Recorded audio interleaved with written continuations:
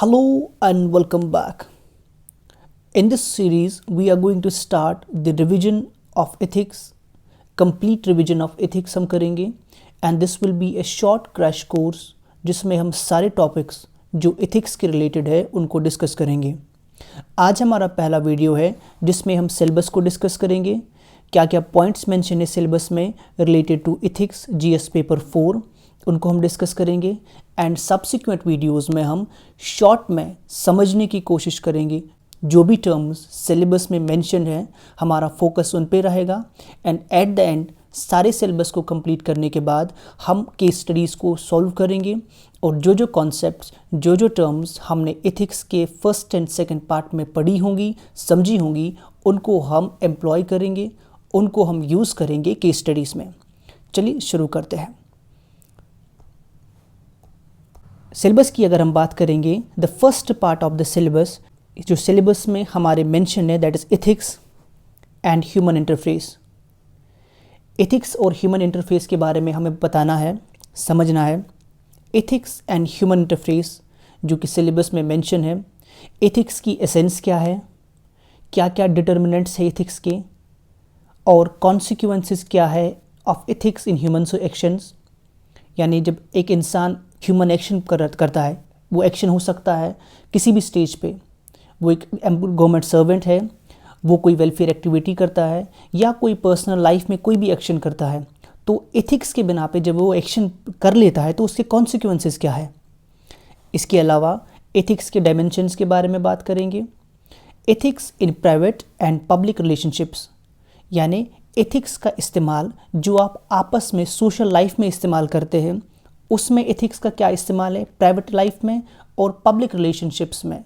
यानी जब आप सर्विस में आते हैं या आप कोई पब्लिक पोस्ट हेल्ड करते हैं उस वक्त जो एथिक्स में रिलेशनशिप रहती है आपकी और पब्लिक के साथ, उसको पहले पार्ट में डिस्कस किया जाएगा। The second part of the syllabus talks about human values. इसमें ह्यूमन वैल्यूज़ में जो डिफरेंट लीडर्स है, ग्रेट लीडर्स, रिफॉर्मर्स या एडमिनिस्ट्रेटर्स जिन्होंने काफ़ी कुछ एथिक्स के बारे में बताया है, लाइफ के लेसन्स के बारे में बताया है, एथिक्स के बारे में, मोरालिटी के बारे में, किस तरह से इंसान को अपनी लाइफ गुजारनी चाहिए, इंसान का मीन्स क्या होना चाहिए, लाइफ गुजारने का मकसद या किसी एक्शन को करने का मकसद, अगर हम कोई काम कर रहे हैं उसके पीछे का मोटिव क्या होना चाहिए। तो डिफरेंट रिफॉर्मर्स है उनकी लाइफ से लेसन्स लेंगे, किस तरह से उन्होंने अपनी लाइफ को एक एग्जाम्पल सेट किया ताकि जो आगे वाली जनरेशन्स है या प्रेजेंट जनरेशन है हम उन्हें देख के अपनी लाइफ को बेहतर कर पाए, खुद के लिए और सोसाइटी के लिए भी। तीसरा पार्ट जो सिलेबस का है that talks about role of family. Role of family, society, educational institutions in inculcating values. आप सिलेबस की सीक्वेंस को समझिए। पहला एथिक्स के बारे में बात किया जा रहा है, सेकंड पार्ट में ह्यूमन वैल्यूज़ के बारे में बात की जाती है and the third part is role of family. अगर एथिक्स की बात करेंगे तो फैमिली को कैसे हम छोड़ सकते हैं। Family is the first institution जहाँ बच्चा समझ पाता है कि बड़ों से किस तरह बात की जाती है। मैं अच्छा बनूं या बुरा बनूं, मेरे अच्छे होने से मुझ पे, मेरे फैमिली पे और सोसाइटी पे क्या इम्पैक्ट पड़ता है। इसी तरह सोसाइटी भी एक अहम रोल अदा करती है एथिक्स के वैल्यूज़ को डेवलप करने में। जब आप एक सोसाइटी में होते हैं जहां भाईचारे की बात होती है, जब आप एक सोसाइटी में होते हैं जहां एक दूसरे से प्यार और मोहब्बत की बातें होती है, उन सब का इन्फ्लुएंस आपके बच्चे पे, हम पे, हमारी परवरिश पे, हमारे बड़े होने पे और हमारी डेवलपमेंट पे पड़ता है। और इसके अलावा जब हम एजुकेशनल इंस्टीट्यूशन में चले जाते हैं, स्कूल में चले जाते हैं, कॉलेजेस में चले जाते हैं, यूनिवर्सिटीज़ में चले जाते हैं, तो वो किस तरह से हम पे वैल्यूज़, हमारे ऊपर वैल्यूज़ इनकलकेट करते हैं। एजुकेशनल इंस्टीट्यूशंस, सोसाइटी और फैमिली एथिक्स के वैल्यूज़ को इनकलकेट करने में क्या रोल अदा करते हैं, ये पेपर फर्स्ट का तीसरे पार्ट का सिलेबस है। नाउ एटीट्यूड इसका कंटेंट क्या है, स्ट्रक्चर, इसके फंक्शंस क्या है और इसका इन्फ्लुएंस क्या रहता है इंसान की रिलेशन पे with thought and behaviour, moral and political attitudes, social influence and persuasion. Syllabus में हमें डिस्कस करना है कि एटीट्यूड किसे कहते हैं, क्या कंटेंट होता है एटीट्यूड का, स्ट्रक्चर क्या होता है एटीट्यूड का, और एटीट्यूड के क्या फंक्शंस हैं। एक एटीट्यूड का, पर्सनल एटीट्यूड का इंसान पे क्या इन्फ्लुएंस रहता है, जिनके साथ वो ताल्लुकात रखता है उनके साथ क्या रिलेशन रहता है। इसके अलावा जो मोरल एंड पॉलिटिकल एटीट्यूड है उसको भी डिस्कस करेंगे, और इन दोनों का सोसाइटी में इन्फ्लुएंस कितना है, परसुएशन कितना रहता है एटीट्यूड से, उसको डिस्कस किया जाएगा। The next aptitude, aptitude and foundational values for civil services. कौन कौन से वैल्यूज़ सिविल सर्विसेज के हैं जिनको हमें डिस्कस करना है, that is integrity, impartiality, non partisanship, objectivity, dedication to public service, empathy, tolerance, compassion towards the weaker sections. आप अगर ध्यान से समझेंगे तो ये जो सारे पॉइंट्स इसमें मेंशन है ये डील करते हैं सिविल सर्विसेज के साथ। यानी जब आप सर्विस में आते हैं then you have to follow all these principles. आप में ये वैल्यूज़ होने चाहिए। आप ऑब्जेक्टिविटी से अपने डिसीजंस ले, आप में इम्पार्शियलिटी हो, आप में नॉन पार्टिजनशिप हो, टॉलरेंस हो, कंपैशन हो, एम्पैथी हो, और आप में डेडिकेशन हो कि आप पब्लिक सर्विस, लोगों के काम, उनकी समस्याओं को सुने और उनके प्रॉपर सोल्यूशन निकालें। So this is the next part. Moving to the next heading of the syllabus, that is emotional intelligence, concepts, their utilities and application in administration and governance. हम इमोशनल इंटेलिजेंस को समझेंगे, क्या concept है इसका और इसकी utility क्या है, किस तरह से हम इमोशनल इंटेलिजेंस को एडमिनिस्ट्रेशन और गवर्नेंस में इस्तेमाल करेंगे। इस रिवीजन सीरीज़ में हम टॉपिक्स को ज़्यादा सब हेडिंग्स में डिवाइड नहीं करेंगे। जो पॉइंट सिलेबस में मेंशन है इनकी प्रॉपर डेफिनेशन, इनकी यूटिलिटी क्या है, उनको समझेंगे ताकि हम स्पेसिफिकली अपने एग्ज़ाम में अपना आंसर लिख पाए। इसके अलावा जो सिलेबस में मेंशन है that is contributions of moral thinkers and philosophers from India and the world. जो भी मोरल थिंकर्स है जिन्होंने एथिक्स के बारे में डिफरेंट अपनी राय दी है, इंटरप्रिटेशंस किए हैं, प्लेटो है, सोक्रेट्स है, इसी तरह से इंडिया में स्वामी विवेकानंद है, महात्मा गांधी की बहुत सारी फ़िलासफ़ीज़ है जो एथिक्स के रिलेटेड है, B.R. अम्बेडकर, इसी तरह जो दीगर थिंकर्स है, मोरल थिंकर्स है, उनका क्या कंट्रीब्यूशन रहा है कि वो एथिक्स के वैल्यूज़ को इनकल्केट किस तरह करते थे, उनको डिस्कस किया जाएगा। द पार्ट बी की अगर हम बात करेंगे, पार्ट बी में एप्लीकेशंस रिलेटेड है सिविल सर्विसेज के साथ।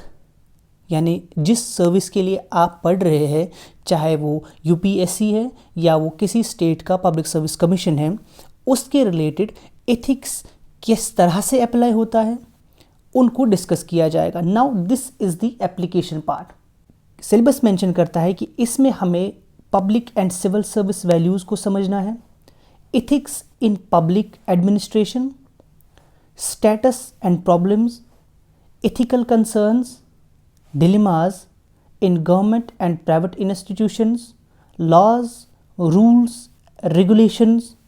पार्ट बी स्पेसिफिकली डील करता है पब्लिक सर्विस के साथ कि किस तरह से आप एथिक्स को पब्लिक एडमिनिस्ट्रेशन में इस्तेमाल करेंगे, और एथिक्स का इस्तेमाल करते करते कभी कभी आपको एथिकल कंसर्न भी हो सकता है। आपको कभी कभार सही के लिए अपने रिश्तेदार या खुद की मफाद के लिए खुद की मफाद के मुखालिफ भी काम करना पड़ेगा, जो आपका अपना इंटरेस्ट जिसमें है, लेकिन पब्लिक इंटरेस्ट के लिए for the betterment of the public आपको एथिकल डिलेमास भी फेस करने पड़ेंगे। इसके अलावा जो प्राइवेट इंस्टीट्यूशंस है या गवर्नमेंट के प्रोग्राम्स है, लॉज है, रेगुलेशंस है, और जो आपका अपना कॉन्शियंस है, उन सब को इस्तेमाल करके you have to do the governance. ये सिलेबस हमसे ये समझाने की कोशिश करता है कि आप जो है इन सारे चीज़ों को, इंस्टीट्यूशंस को, लॉज को, रूल्स को, रेगुलेशंस को और अपनी कॉन्शियंस को, अपने ज़मीर को as a source of ethical guidance, किसके लिए? ताकि आप अकाउंटेबिलिटी और इथिकल गवर्नेंस कर पाए। इसके अलावा strengthening of ethical and moral values in governance, ethical issues in international relations and funding and corporate governance. तो ये सारे पॉइंट्स पार्ट बी में डिस्कस करने हैं।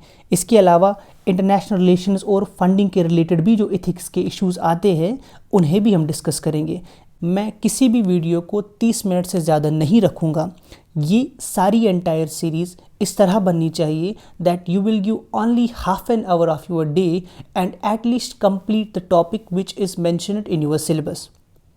पार्ट फर्स्ट स्पेसिफिकली डील करता है इथिक्स के साथ, वैल्यूज़, एप्टीट्यूड, इमोशनल इंटेलिजेंस, और जो पार्ट बी है सिलेबस का वो गवर्नेंस के साथ, पब्लिक अफेयर्स में इथिक्स का क्या इस्तेमाल है उसके साथ डील करता है। नाउ द नेक्स्ट पार्ट जो पार्ट बी में है, that is probity in governance, concept of public service, philosophical basis of governance and probity, information sharing and transparency in government। Part second का जो अगेन और एक topic है वो deal करता है कि पब्लिक सर्विस में कौन सी फ़िलासफ़ीज़ आप इस्तेमाल करेंगे, गवर्नेंस में इंफॉर्मेशन शेयरिंग किस तरह की जाएगी, और ट्रांसपेरेंसी गवर्नमेंट में किस तरह होगी। ट्रांसपेरेंसी में क्या आता है? Right to information, codes of ethics, codes of conduct, citizens charter, work culture, quality of service delivery, utilisation of public funds, challenges of corruption. ध्यान से अगर आप समझेंगे ये सारे टॉपिक्स को तो ये सारे टॉपिक्स जो है वो रिलेटेड है किसके साथ? ट्रांसपेरेंसी, गवर्नमेंट के साथ। अगर राइट टू इन्फॉर्मेशन सही है तो जो भी गवर्नमेंट डिपार्टमेंट से इन्फॉर्मेशन लेना चाहता है तो आप किस तरह से काम करें कि उसको वो इन्फॉर्मेशन पहुँचे ताकि सिस्टम में ट्रांसपेरेंसी आए। आप कोड ऑफ एथिक्स बनाए, जितने सारे एम्प्लॉयज़ हैं वो proper code of ethics, code of conduct follow करें। यहाँ तक ही नहीं बल्कि सिटीज़न का चार्टर भी बनाए। जो सिटीजन्स हैं जिनको हम सर्व कर रहे हैं उनका भी चार्टर होना चाहिए। वर्क कल्चर, जहाँ पे आप काम कर रहे हैं वहाँ का कल्चर कैसा है? बेईमानी का कल्चर तो नहीं है, करप्शन, झूठ, फरेब का कल्चर तो नहीं है। इसके अलावा क्वालिटी ऑफ सर्विस डिलीवरी। देखो भाई, पुलिस स्टेशन में जाके एफआईआर तो कटता ही है। अब एफआईआर किस तरह करता है? यहाँ से जाके आपने अपनी प्रॉब्लम बता दी, उन्होंने फ़ौरन जट से आपकी प्रॉब्लम को समझा, परखा और जेन्युइन बेसिस पे एक एफआईआर लॉन्च किया। या तो ऐसा हो सकता है, या तो ऐसा हो सकता है कि वो आपको पहले 20 दिन घुमाए और 20 दिन के बाद यही एफआईआर लॉन्च करे। तो दोनों में सर्विस तो डिलीवरी हो गई ना। जिस चीज़ की सर्विस करनी है, जो सर्व्स करना है उनको, वो तो कर दिया, लेकिन क्वालिटी में फ़र्क आया। इसी तरह से अगर हम पीडीएस, पब्लिक डिस्ट्रीब्यूशन सिस्टम की बात करेंगे जिसमें राशन बंटवाया जाता है, अगर उस डिपार्टमेंट की बात करेंगे, उनका काम है कि वो लोगों तक चावल, अनाज पहुंचाए। सही तरीके से पहुंचाया तो सर्विस डिलीवरी बेहतर है, लेकिन घुमा फिरा के फरेब के साथ पहुंचाया तो क्वालिटी ऑफ सर्विस डिलीवरी में प्रॉब्लम है। तो आप समझने की कोशिश कीजिए, ये एंटायर GS4 हमें समझाने की क्या कोशिश कर रहा है। ये हमें क्वालिटी ऑफ सर्विस भी समझाने की कोशिश कर रहा है। ये एथिक्स को एक ऑफिस के चैम्बर में नहीं रखता, ये एथिक्स को एक पब्लिक सर्वेंट के हर एक अफेयर में लाता है, चाहे पर्सनल अफेयर है, चाहे पब्लिक अफेयर है, चाहे उसका जो रिलेटेड है काम जिसमें वो पब्लिक सर्विस कर रहा है, सर्विस दे रहा है, उसके रिलेटेड है। इसके अलावा यूटिलाइजेशन ऑफ पब्लिक फंड्स और चैलेंजेस ऑफ करप्शन, ये सब चीज़ें जो है ये प्रॉपर्टी एंड गवर्नेंस के साथ आ जाते हैं।